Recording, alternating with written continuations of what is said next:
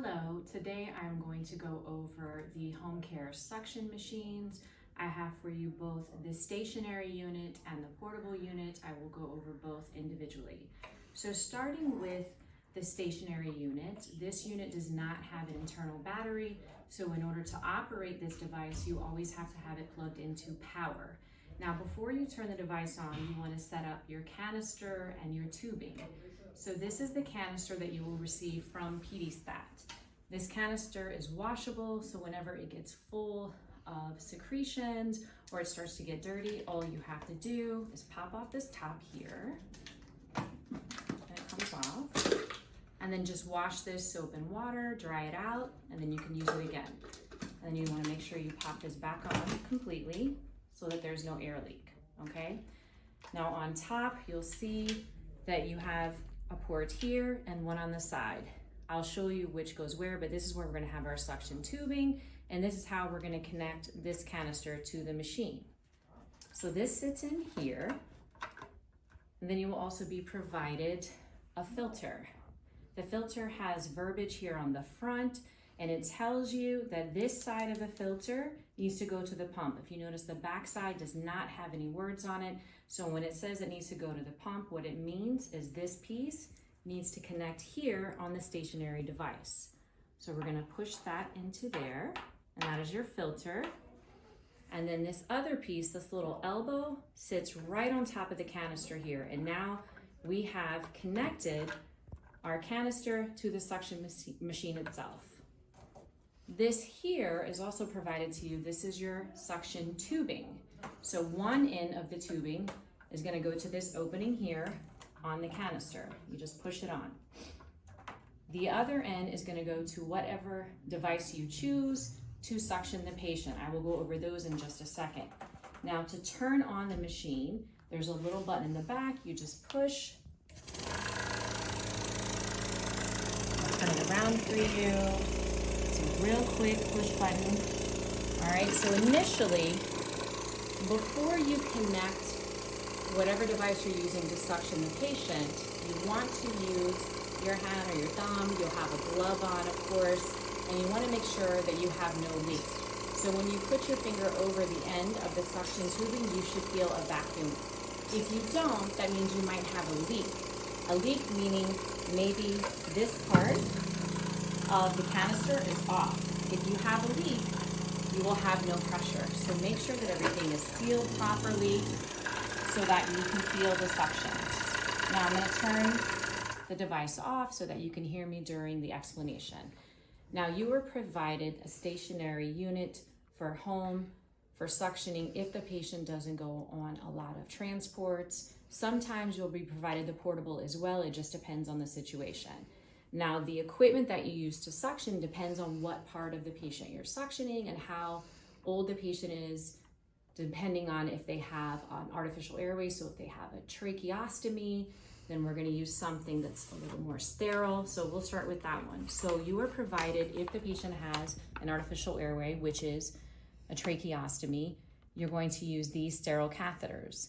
Each of these containers has a sterile catheter inside. So when you open it, you are provided a pair of sterile gloves that you want to put on because, again, this catheter is going to go inside the patient's trachea. So you want to make sure that it's sterile so that you don't invite an infection into the patient's airway. So you would open this package here. You're going to put on your sterile gloves.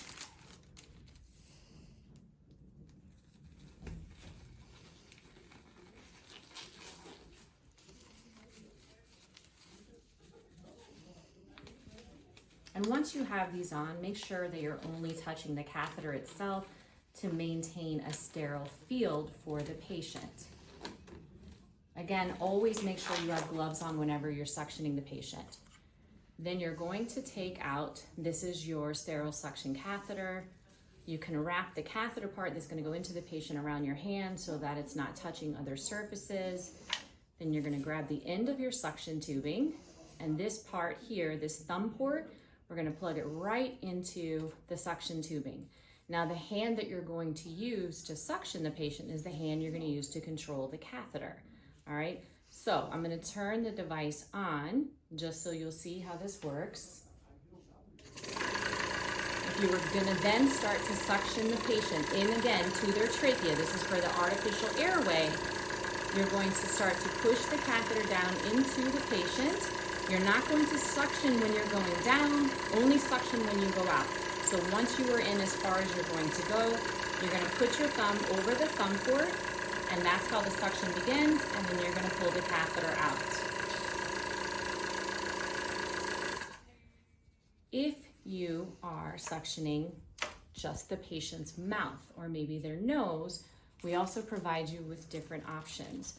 So you will have maybe a little sucker, which comes in either a yellow bag or a purple bag, depending on the size. This smaller device here is a little more flexible.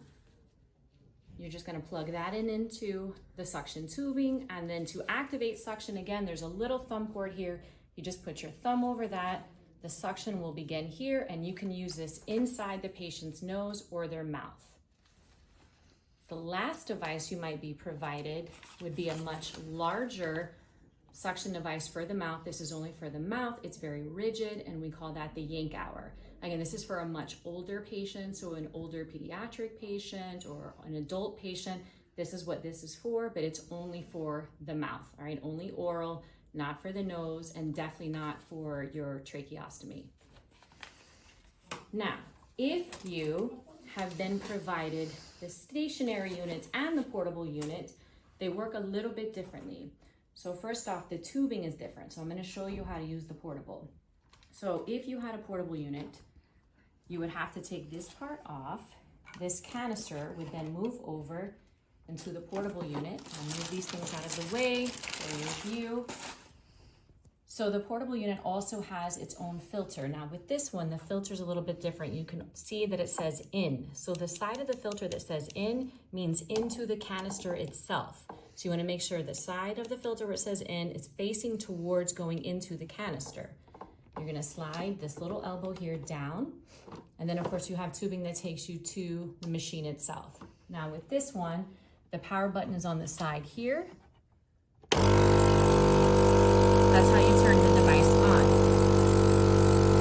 Now turn it off for recording purposes. So same thing as this one. You want to troubleshoot this device before you utilize it. Once you turn it on, you want to check over the suction tubing with your thumb. Make sure that you feel a vacuum. Make sure you feel pressure. If not, again, check for air leaks. Make sure that the tubing is tight here. Make sure that this is tight here. If you have issues, sometimes maybe it's not a leak, maybe you have moisture in the filter. So you want to make sure that your filter is not wet. If it is, change out the filter and just make sure you put it on properly. Now this device, because it's portable, does have an internal battery.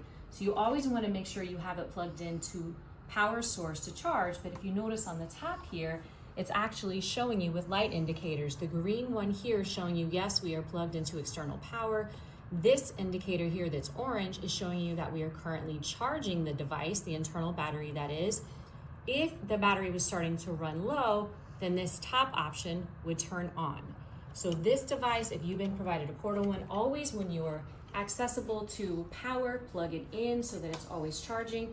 You are also going to be provided an adapter for your vehicle so that if you are in need and you are out transporting the patient, you could plug this into your car to power and charge as well. If you have any issues with the device, you've watched the troubleshooting, you've made sure that you've connected everything and you're still not getting any type of pressure, make sure that you call PD-Stat. We have on-call 24 hours a day. And again, if you feel like maybe that the device itself needs to be switched out, just call the on-call service. If you need supplies for the devices, you want to call during normal business hours, Monday through Friday, 9 to 5. Thank you.